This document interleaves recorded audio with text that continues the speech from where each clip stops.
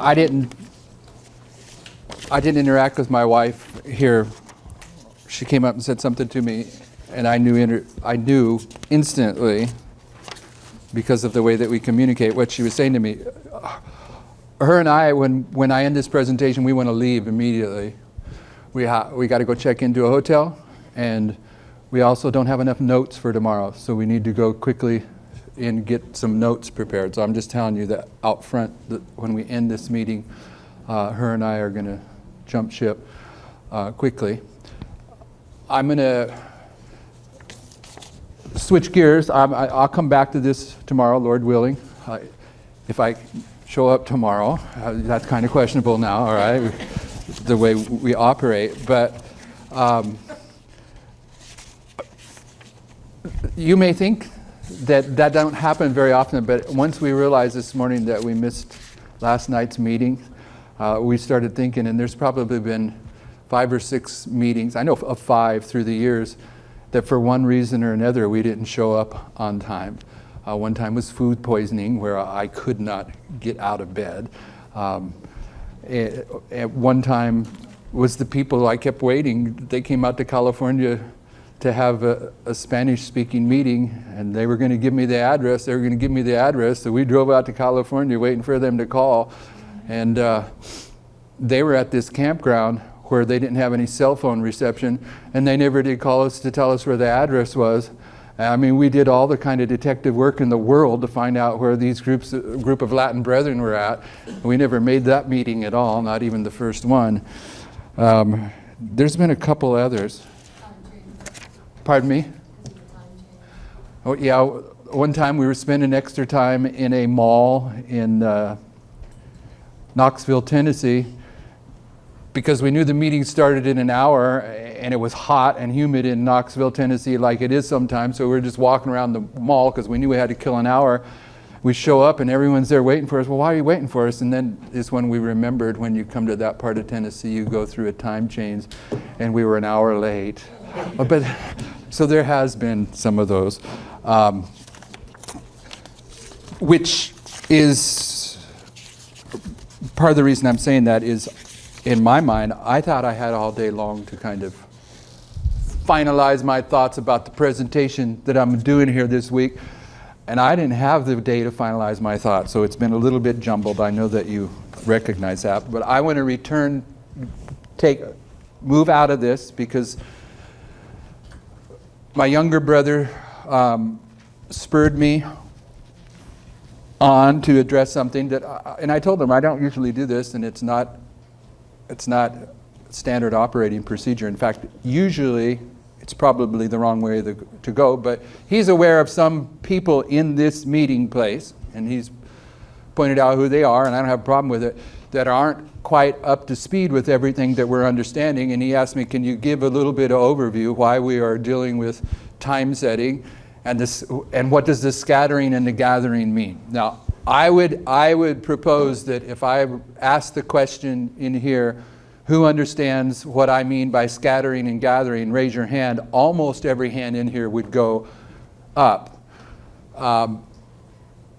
So that's the part that is a bad practice. If you have a meeting and you have new people that don't understand something that is just established over a long period of time, then it's not necessarily the thing to do to step back and do that kind of teaching, when the majority of the people, that's old news for them. But I'm going to do a little bit of it here, because I can tie it in. I can segue it into where we began this morning. And we began this morning on page 51 of your notes, from Early Writings, page 51. And before I segue into the issues of time setting and the scattering and gathering that I will give a little bit of an overview on, I'm going to take up this 4th paragraph. Okay, in the first paragraph, I'm going to read the first paragraph now so you can see why this passage in Early Writings gives me a segue into the subject of scattering and gathering.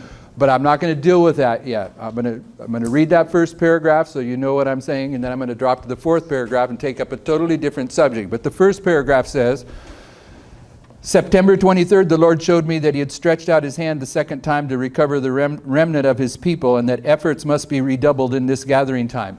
For some reason, I have it in my head that that's 1849, but I think people correct me and say, no, that's not 1849, it's 1850 on September 23rd. I would have to go back and look closely right now, but September 23rd is either 1849 or 1850. Anyone wants to jump on their computer and nail that down. The reason that you want to know that is she's going to talk about something that's going on in that history, something significant. She says it's at this point where the Lord is going to stretch forth his hand a second time to gather the remnant of his people. Okay, so you want to know what it means that the Lord is stretching forth his hand a second time, and you want to know whether that was taking place in 1849 or 1850. It's not germane to my point right now, but if you're going to study this out, you need to look at that. I'm going to read on. He stretched out his hand the second time to recover the remnant of his people, and that efforts must be redoubled in this gathering time. In the scattering, Israel was smitten and torn. But now in the gathering time, so I'm hoping that you're seeing that the inspiration is addressing these two subjects, scattering and gathering. Okay? And let's go there. No, let's go there to Leviticus 26:33, just so you see the connection. Leviticus 26 is where we're going to find the expression 7 times identified, 4 different places, and Miller understood that this 7 times represented a 2,520-year time prophecy. But in verse 33, when it's identifying one of the characteristics of this punishment against God's people, it says, "And I will scatter you." So when God's people are being punished, one of the terms in the Bibles that is used for their punishment, for their judgment, that we're understanding is the judgment of the 2520 in Leviticus 26, is a scattering. So if you go back to your notes, when Sister White is talking about the Lord has stretched forth his hand a second time to gather the remnant of his people, if you go to early writings, you're going to see that in this passage, it's going to refer you to the appendix. I don't have that reference to the appendix in these notes, but if you're reading this from early writings, you will see the little things in parentheses saying, see appendix. And you go there, and she's going to explain that the gathering that the Lord is stretching forth his hand a second time to accomplish, that she is speaking to, is a gathering in the 1849-1850 time period. And that the Lord had gathered his people on October 22nd, 1844, essentially is what she was saying, but the great disappointment had scattered them. And from October 22nd, 1844 until the point in time, September 23rd, when she was shown that at this point in time the Lord is stretching forth his hand a second time to gather the remnant of his people, it's talking about a second gathering in relation to the gathering that took place in October 22nd. When I first taught this, I was incorrect on this publicly because I didn't take time to read the appendix. I had just come to understand the 2520 and that it was a scattering, and I taught that this was the Lord stretching forth his hand a second time to gather the remnant of his people in connection with the 2520, and then all you have to do is read the appendix, and this is no way, this isn't what it is. It's a gathering that was taking place in this history right here. The Lord was attempting for a second time in 1848 to 1850 to gather his people. They had been gathered on October 22nd, 1844, but the great disappointment did what to them? Scattered. And what does Sister White call God's people in this history? The little scattered flock. Okay, you'll see that terminology. So they get scattered here, and she's saying here the Lord has stretched forth his hand a second time to gather the remnant of his people. So we're understanding that the word scattering is associated with the punishment of the 2520, but the promise of the 2520 is after the period of punishment, the Lord is going to gather his people again. So this is where the concept of scattering and gathering. 1850. Okay, so this is where He's stretching forth his hand a second time to gather the remnant of his people. Okay. In the scattering, Israel was smitten and torn, but now in the gathering time, God will bind up his people. In the scattering, efforts made to spread the truth had but little effort, accomplished but little or nothing. But in the gathering, when God has set his hand to gather his people, efforts to spread the truth will have their designed effect. All should be united and zealous in the work. Now the reason I have the next line underlined and bold-faced, if you've watched the development of why we are now time setting when we never had done it before, the beginning piece of logic is this sentence. I saw that it was wrong for any to refer to the scattering for examples to govern us now in the gathering. Okay, the logic goes this way. The Lord now is gathering together the 144,000. So when we have prophetic examples, either in sacred history of the Millerites or in biblical history, when we have those type of examples that are examples of a period of time when God's people are being scattered, that those period of times are not to be used as examples to give us the sequence of events, the prophetic waymarks in a gathering time. Therefore, the logic is that from 1863 onward, Adventism has been increasingly and more scattered to where they get to 1957, they're in total darkness. Okay, this is what the 4 generations allows you to identify in a very succinct fashion. So Adventism's been scattered throughout this history, but now the Lord is coming together to gather together the 144,000. So the information that was given to the covenant people in this history, which is the Seventh-day Adventist Church, that are in the history of being scattered. They're being, I would argue, and I can get in trouble for arguing this, they get scattered on October 22nd, 1844. They get scattered on April 19th, 1844. Right? That was the first disappointment. And we know they lost their zeal, so they're spiritually scattered at minimum. Then they have the great disappointment, they're scattered. In here, she's saying it's a gathering time. Okay, he's the second time he's trying to gather him. But are they accepting the light that is given to them in 1856? What is the light? Well, you can say it's I can say it's Hiram Edson's articles on the 2520, but you can also say it's the message to Laodicea that is being inserted at this history in 1856. Did they accept the message to Laodicea? Now, they had a 7-year period to internalize and accept it, but by 1863, they begin setting aside the foundational truths, beginning with the 2520. So I'm arguing, yeah, he gathered them together here. He's seeking to gather them again. But this is kind of an ongoing scattering all the way through. All right. So to go into this history here, particularly 1863, 1989, or any history where God's people are being illustrated in a scattered condition and use those histories to define the gathering history is problematic. Okay.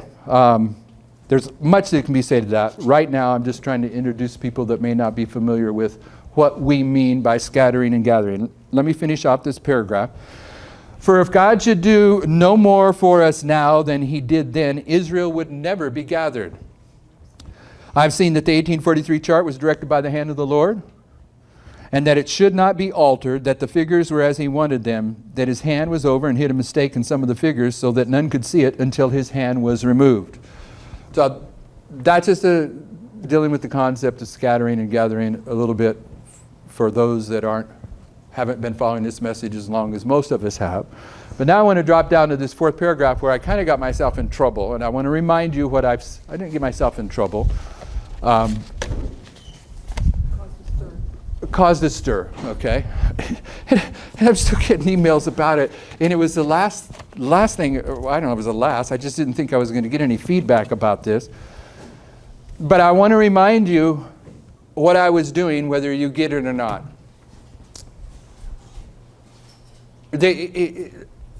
after Tess presented her message of November 9th in Arkansas, and Theodore was there presenting some things. Theodore had reason to identify July 18th, 2020 as a fulfillment of prophecy. And when I looked at it, I thought, well, this is probably Paneum. So I put it up there, July 18th, 2020, as Paneum. I didn't have a problem with that because I knew that Tess had marked Paneum. So it's okay to mark Paneum. It's after 20. She'd marked Paneum too. Yes. So anyway, I wasn't too concerned about it. But at that point, no one was being guarded about whether we should teach anything, any time element after November 9th, 2019. There just wasn't any concern about it. But at that point, some of these other ideas about these other dates started coming, and people started rethinking about, what all the implications of this are. And I went down to Brazil, Kathy and I immediately, the people that are at that school who have been following this thing closely, they start challenging me. How can you be identifying 2021 when you're also identifying 2021, 1863, second coming, and over there you're identifying 2021 as lining up with 1863, therefore second coming. And we know when it comes to the second coming that in the Great Controversy, we're informed that it's not until just before the second coming that the day and hour of the second coming is revealed. So if 2021 was Paneum and it was typifying the second coming, then you can't really put a day and hour on when Paneum's going to take place until you get just right before it. So if you're saying it's at 2021, you can't be identifying 2021 till you get to 2021, and here you are in 2019, and we have such an emphasis on November 9th, 2019. Why are you taking people's focus off the ball? Okay, that's the logic that's going on. So I wanted people to see that for me, I don't know if it's the strongest, I don't even know if it's valid, I want to argue that, but what seems the most valid and the strongest argument about the acceptability of identifying 2021 in spite of the seriousness and solemnity of November 9th, 2019, is this very sentence. I saw that it was wrong for any to refer to the scattering for examples to gather us now in the gathering time, because this history here, from the close of probation to the second coming, this is the history that all of us would typically say is the 7 last plagues. And the 7 last plagues is the scattering. It's God's indignation against mankind. This is a scattering period of time. Okay, it's not a gathering. But we're in a gathering. Okay, Raphi and Paneum is the gathering. Raphi is where the priests are gathered. Paneum's where the Levites are gathered. So if you're dealing with Raphi and Paneum, they are a gathering time.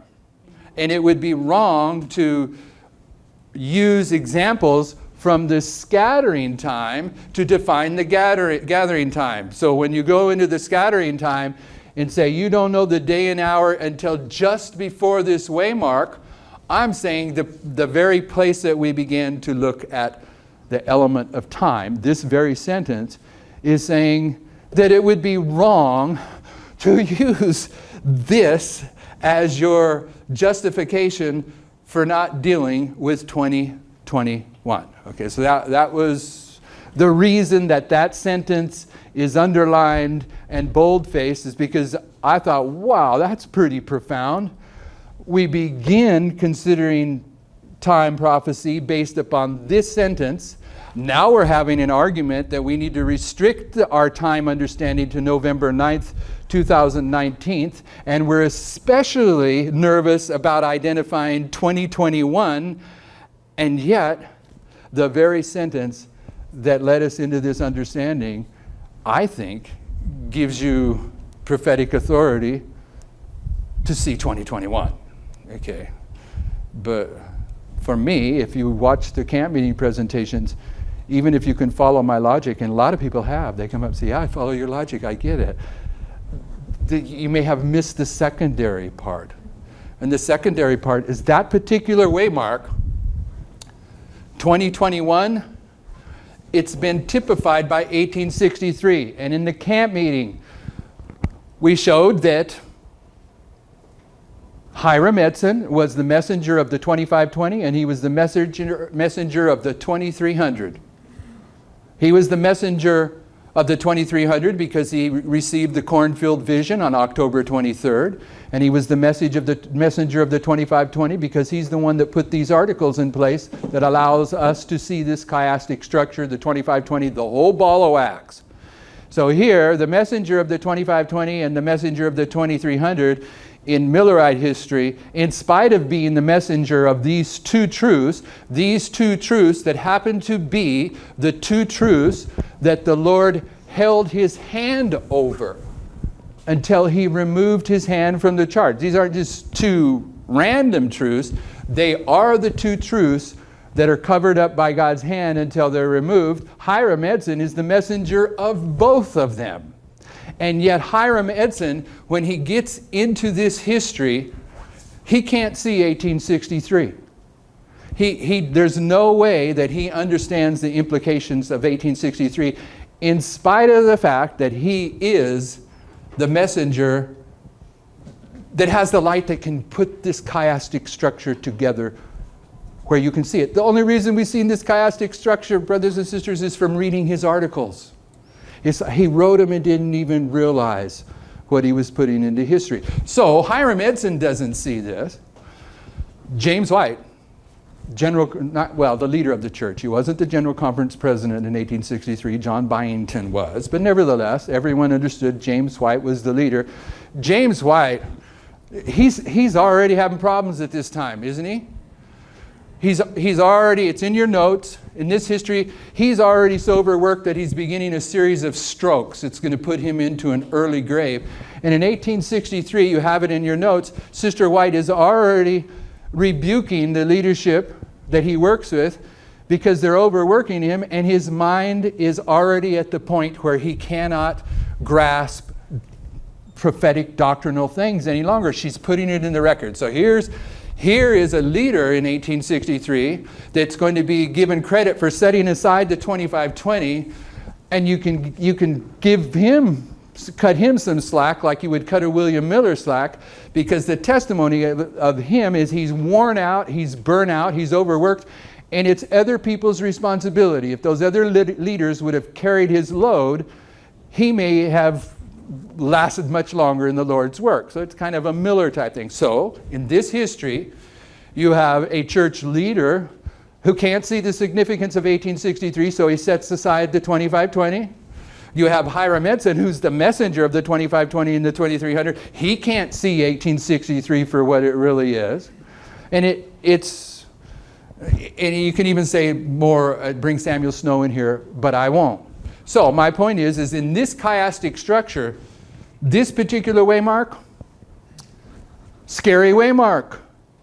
This is where Adventism begins its descent into darkness. This is where Adventism begins to end its covenant relationship with the Lord. Even if it takes another 150 years, this is where it starts in earnest. They have 7 years from here, 19 years, but 7 years from 1856 to 1863 to come to grips with this message of the 2520, and they don't.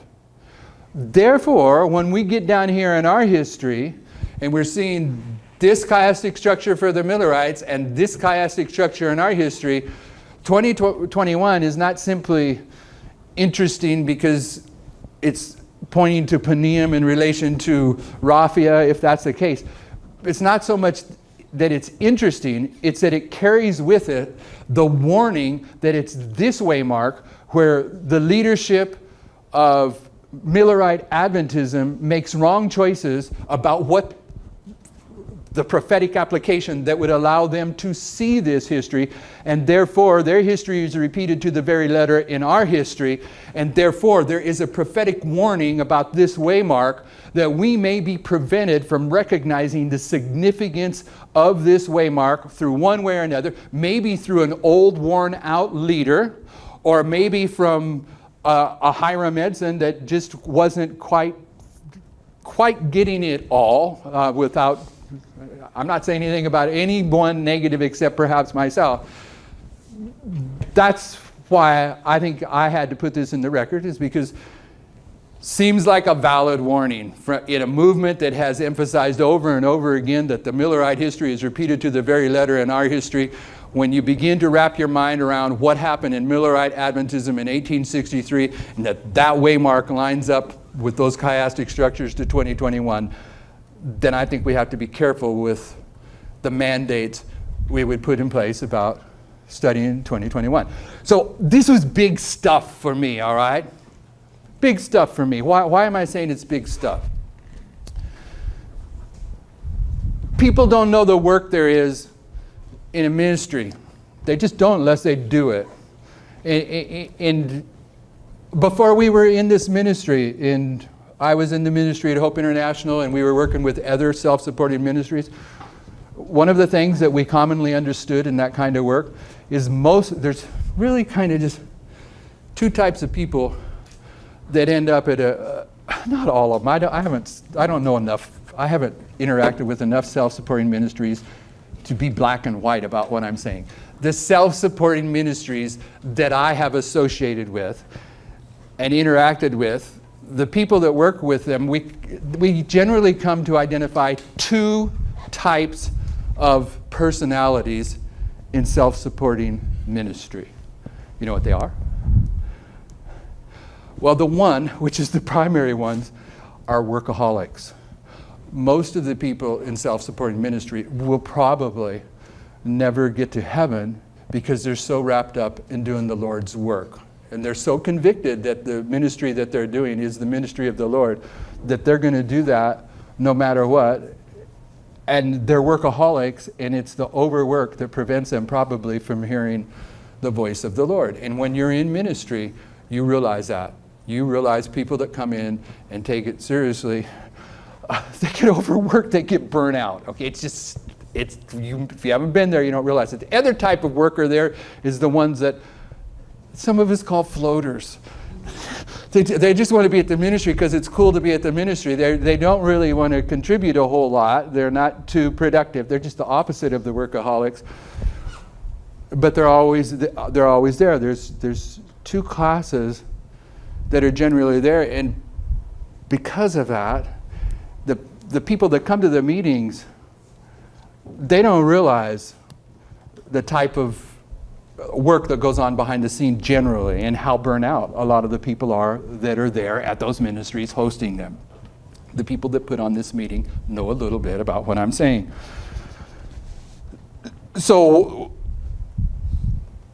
I'm not sure why I went down that road, but in a minute it will come back to me, all right? I'm still heading to paragraph number 4 though. The reason that this was important for me, that it has nothing to do with the scriptures, is our ministry had set up a trimester school where Tabo was going to be teaching. This was important. It cost money. It took time to put it in place. It took time to invite people. Students came to be there while he was there. He's there. He's starting to teach. He's starting to teach things that he's already taught publicly. He's teaching things that he knows I'm teaching publicly as well. I'm not there. I'm traveling when this trimester starts. Before I get there, we're finding out that in Brazil, they're putting a stop sign on saying anything about 2021. And Tabo's response is, well, he goes to our ministry and he says, don't put those presentations out on the web. Okay, and then he withdrew some of his classes he was going to do. He didn't even do some of them. I don't know how many he was going to do, but if he was going to do 20 while he was there, he only did 10 because of this circumstance. He'd come prepared to teach this. It was pulled off. What are you going to do? So it impacted our ministry in a way that you don't see behind the scenes, because everyone had put the work into doing this trimester, and we always think when the trimester is done, no matter what went on while the trimester is going on, we also have the materials that were recorded while the trimester was going on that are going to continue to be on the web and doing their work, and they weren't going out. So there was a frustration factor there for us that people didn't see. So for me, this was big stuff, because I was in that very environment where this argument's going on, and I'm seeing, if you can get my point, that the very sentence that opened the consideration of time setting to this movement was the sentence that I was understanding is giving justification for looking at 2021. So this is big for me. That's what I want you to see. The audience don't know it's big for me. Only person knows it's big for me is my wife, because I've been telling her about this for a couple days before that presentation, and so it's clicking for me. So it's so important to me. I'm just determined I want to just move into this presentation slowly. I already told you this before, and get the audience re-familiarized with these 4 paragraphs that you're looking at. 1, 2, 3, 4. So what I was saying about paragraph 3 and 4, it's what you would call fluff. It was just giving me an excuse to kind of throw some information in about this passage in order that I could return to the punchline. You follow what I'm saying? So when I looked at paragraph 4, I never meant to convey the idea that this was the end of our call to take the message to the Seventh-day Adventist Church. I understand that since 9/11, our responsibility when we eat the little book is to take a message to Adventism. And we're going to continue taking that message to Adventism until the Lord has gathered together those Adventists that He's going to use to take the message to the Nethinims, the 11th hour workers, at a basic overview. Our message is to Adventism. So at this camp meeting, when I commented on this 4th paragraph, I wasn't trying to be clear. I was just walking down looking at the implications of this. Now the implications of this, 1863, which I've marked off there, one of the things that we did at the camp meeting and we put in place is it this way, Mark? It's got church associated with it, over and over with it, characteristics of the church. They start the church here, but once you realize that Miller's jewels are sealed up here, then this is where the message is being sealed up, and that allows you to go into Daniel and look at when the message is sealed up, and the message is sealed up at the beginning of the Christian church in AD 34, and the message is sealed up in the lifetime of Daniel when the first decree of Cyrus goes forth, because they're going to go rebuild the church. In 1863 is also typifying the second coming of Christ when He comes to receive His church. So there are other ways to show church in 1863. But I mean, it's over here is probably where I could get in trouble. I think I should be thinking ahead about what I'm doing here. I think I might be getting myself in trouble. 1863, second coming of Christ. That's been put in place in this movement. It typifies second coming of Christ, but it's also typifying church. Okay? So we've understood for a long time that I'm going to tell you a way that you can understand it and not put any heavy claims on it. I'll put the 7 back on in a minute. Let me put it this way, if we identify this event as Panium 2021, 2014 is the waymark before, yes? But 2014 is not Raphia. So Raphia's got to be here somewhere. This is Raphia, if this was accurate. So in this 7-year period, from 2014 to 2021, 2021 is going to take you to Panium. somewhere between 2014 and 2021, you should have Raffia. When do we think Raffia is going to be here? November 9th to this year. Okay, so that's all I'm putting that in place for. And the argument is if this is the second coming, you can't know 2021 until you get to right here. But that argument's based upon the Great Controversy's commentary on the time period of the 7 last plagues, which is a scattering time, and it's wrong to use the scattering as an example in the gathering time. So we're not going to consider that at this point. So in the past, before we got to this history, what waymark have we placed with Panium? 2020, right? There's times when 2020 was marked, but that's not my vote. What waymark would we call it in terms of the parable of the 10 virgins? The midnight cry. Okay, the midnight cry. Is there a reference to the church at the midnight cry? Pardon me? Well, it's Jerusalem. There's the reference. Why do we put Jerusalem as the midnight cry? Ezra 7:9. Okay, he leaves Jerusalem on the first day of the first month, and he leaves Babylon on the first day of the first month, and he arrives in Jerusalem on the first day of the 5th month. We've understood this about the midnight cry for a long time. We've taught something I think is kind of provocative, but it's accurate, that at the midnight cry, there's 2 Jerusalems at the midnight cry. We've taught this long before I stumbled through paragraph 4. What did we teach about the midnight cry and 2 Jerusalems? Anyone know that? Anyone here? We taught it more than once. At Jerusalem, at midnight cry, Jerusalem that is the church triumphant is being lifted up.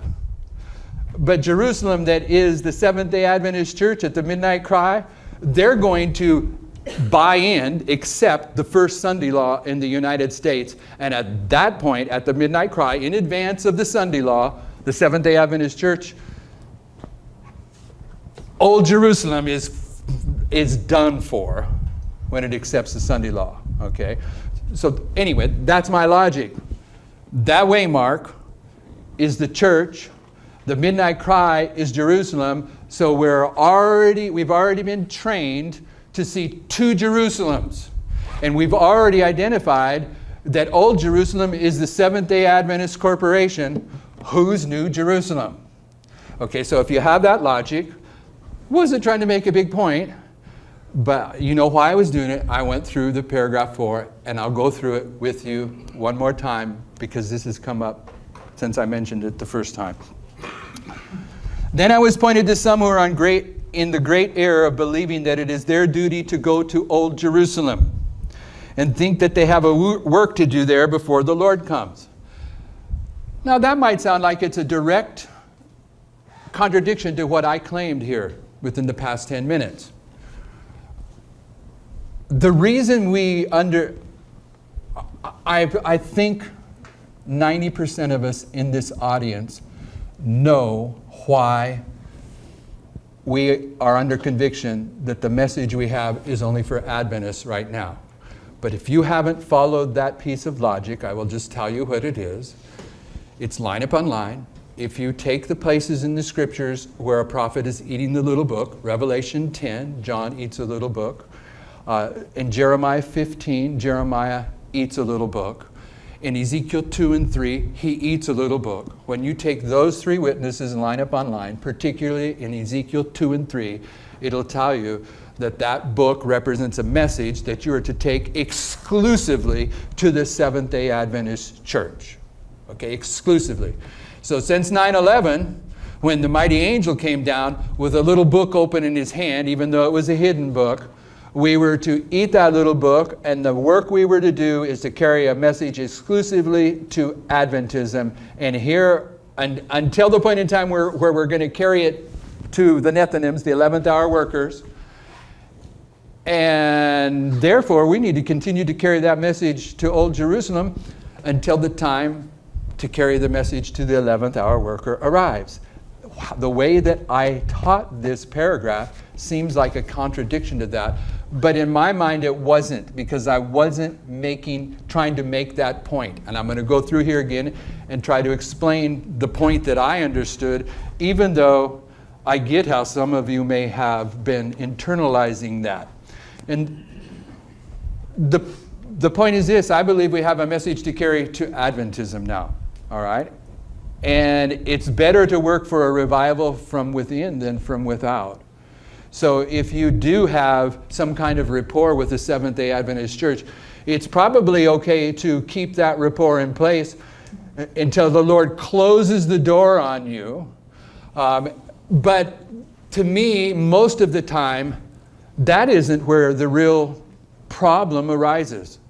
The real problem arises, in my mind, from people in this movement, that because we're all Seventh-day Adventists, and we have aunts and uncles and dads and moms and grandpas and children that are Seventh-day Adventists, and so on and so forth, and that's who we are and what we are, we have this connection with Adventism that is illustrated in the New Testament in the time of Christ by people that can't quite fully come over to the side of Christ for fear of the Jews. There is a concern about how the covenant church is going to relate to you if you're going to follow this new light that Christ brings to you in that history. And it's the same here. There are persons that Kathy and I and others know in this movement that they have positions within the Seventh-day Adventist Church that appear, from the human perspective, to be detrimental to their ability to actually follow and pursue this message. And their justification for staying engaged with the Seventh-day Adventist Church is because they have a position as a Sabbath school teacher or this, that, and the other. And they're not, from human perspective, they're not really there because they're under conviction that they're trying to, I guess maybe they are, they're trying to give a word in due season. But they haven't recognized the distinction between Old Jerusalem and New Jerusalem enough to know that they have to do that work from a neutral position. Okay, one of the things that we're grappling with in this movement, and I still heard some of the wrong side of the issue here, and I'm probably on the wrong side, but I heard it here, is if you had the opportunity and you wouldn't do it, but if you, as an Americans, if you can't because you're Canadian, even if you want it. As Americans, if you had the opportunity to vote for Hillary or Trump,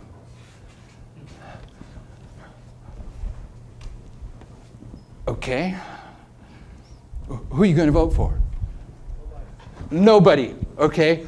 But the nobody has to be genuinely based upon principle. You have to be weaned fully from those cultural influences because you are a stranger and a pilgrim. Your citizenship is in a kingdom which is not earthly, it's heavenly. And we have to be weaned from those particular influences in order to be effective in what we're doing. So we can see it in the political world. I'm saying that there are people still connected to the Adventist Church that are in this movement, that they're not there as neutral observers that are therefore protected from being changed by what they're beholding. Okay, they're still participating in that, whatever it is, okay? So that's how I was relating to this. So let's walk through this paragraph. I was pointed to some who are in great danger of believing that it is their duty to go to Old Jerusalem and think they have a work to do there before the Lord comes. Have you ever heard a sermon or a presentation that you think, wow, that was powerful. I wish so-and-so had been here. Because he and I, or her and I, if we talked about this subject before, this is a subject they love. We were discussing that point. You wanted those people there.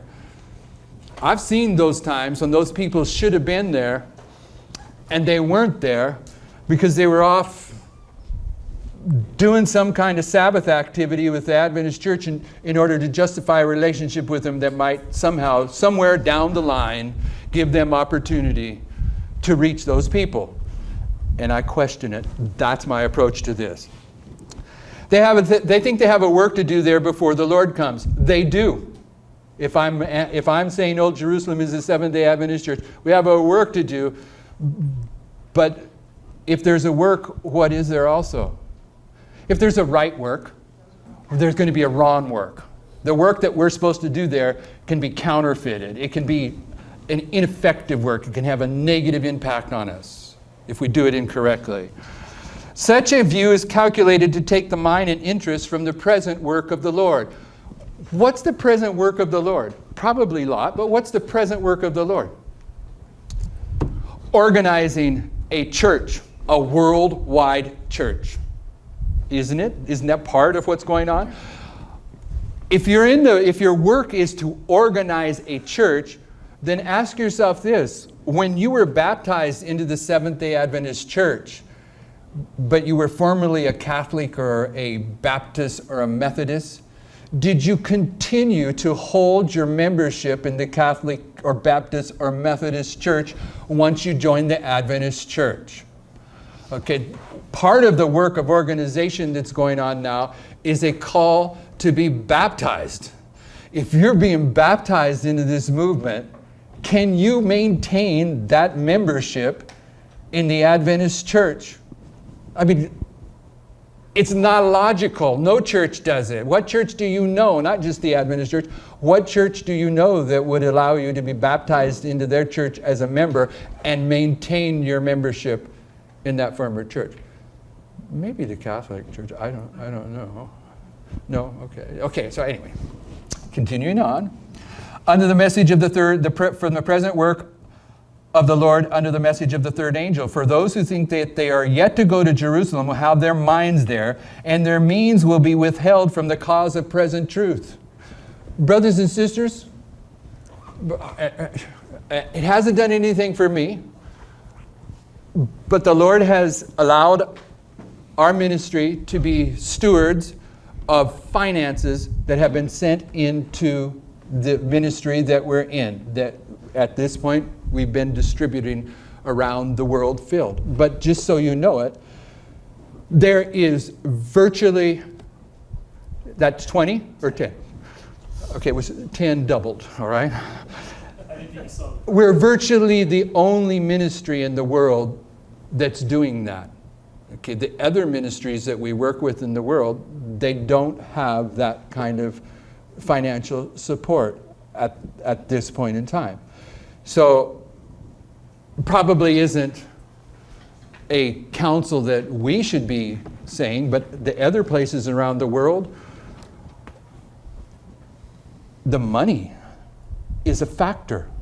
It's a factor. So when she's saying we'll have their minds there in Old Jerusalem and their means will be withheld from the cause of present truth to get themselves and others there, I saw that such a mission would accomplish no real good, that it will take a long while to make a few of the Jews believe even in the first advent of Christ, much more believe in his second advent. So if we're going to, if you're willing to relate to this as this movement being New Jerusalem and the Adventist Church being Old Jerusalem, I realize that we have a message to carry to Adventism. I'm not trying to deny that, but the relationship that we have with the Adventist Church now, it has to be different. You have to know that you are a messenger with a purpose there, and that the worship practices, the social practices that are carried on in Adventism, if you're going there thinking that that's somehow justifiable to participate in those things, then I think that you will be held accountable to the principle of by beholding you will become changed.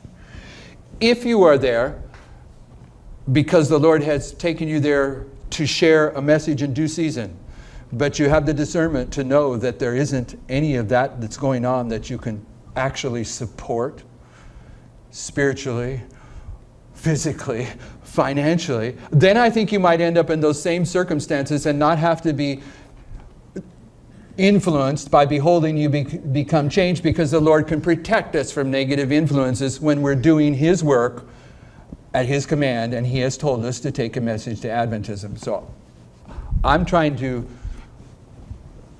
sort through this paragraph in a way that made sense to me, how I understand it. This may not square with all of you.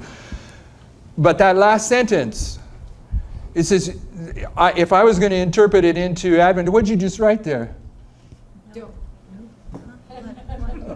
Okay.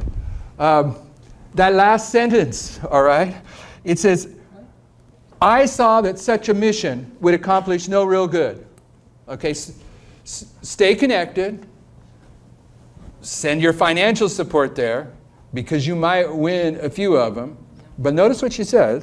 This mission would accomplish no real good, that it would take a long time to make very few of the Jews believe even in the first advent of Christ, much more to believe in His second advent. How would you apply that to our history? You want to get him ready for Raphia and Panium, right? The second advent, the end of the world, the close of probation. But you won't be able to teach them about the second advent of Christ until you can teach them about the first advent of Christ. And in the terminology of Adventism, what would the first advent of Christ be that they need to be taught about first before they can understand the second advent of Christ? Millerite history. Return to the old path. The time you spend there, you're not even going to be able to convince them about Millerite history, what you understand about it. If you think you can. Their leaders are trained to fight this now.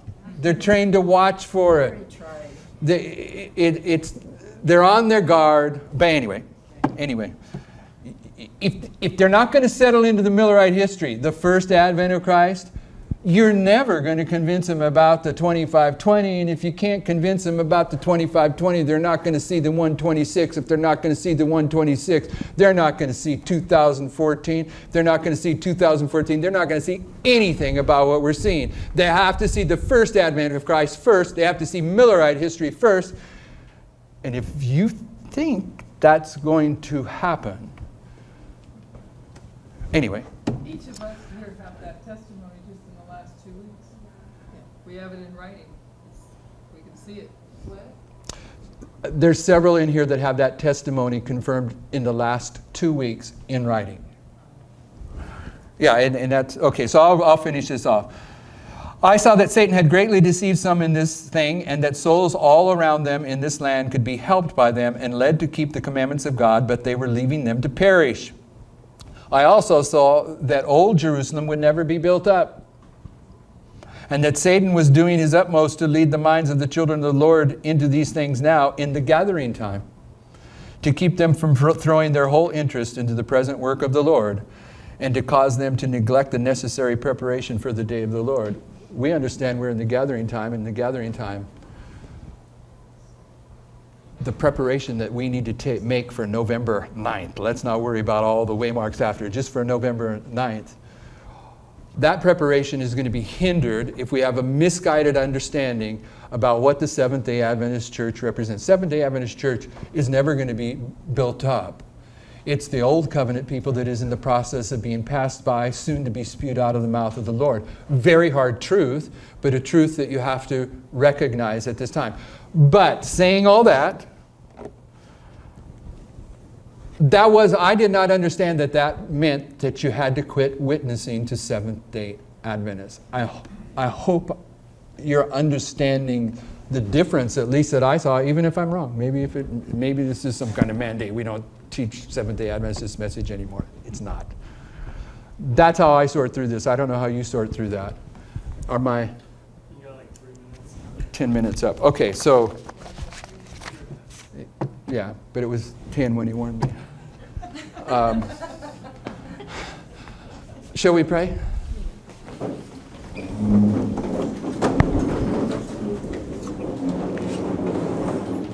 And I definitely remember I'm going to deal a little bit with time setting also, but I'll do that first thing in the morning. Shall we pray?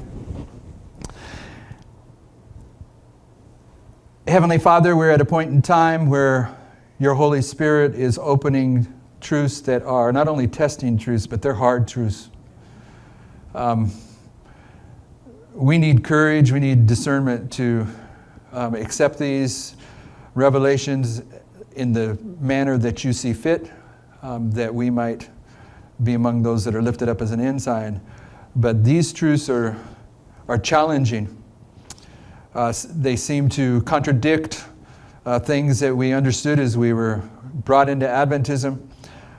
And without the prophetic justification to rectify those contradictions, it can be troubling. But we're seeing your hand in all this. We're seeing you leading. Therefore, we ask that you would continue to be close to us, that you continue to pour your Holy Spirit out upon us, that we can rightly divide these words in a way that we might ultimately live for eternity and bring others with us to do this very same thing. As we break at this time, we ask a blessing upon our night's rest and traveling mercies, and that any of the decisions that may or may not need to be made about baptism before the ceremonies tomorrow, if there's any things that need to be discussed or put away, that we ask that you would bring that to our individual attention, that we might handle these things in advance of these decisions tomorrow. And we thank you for these things in Jesus' name. Amen.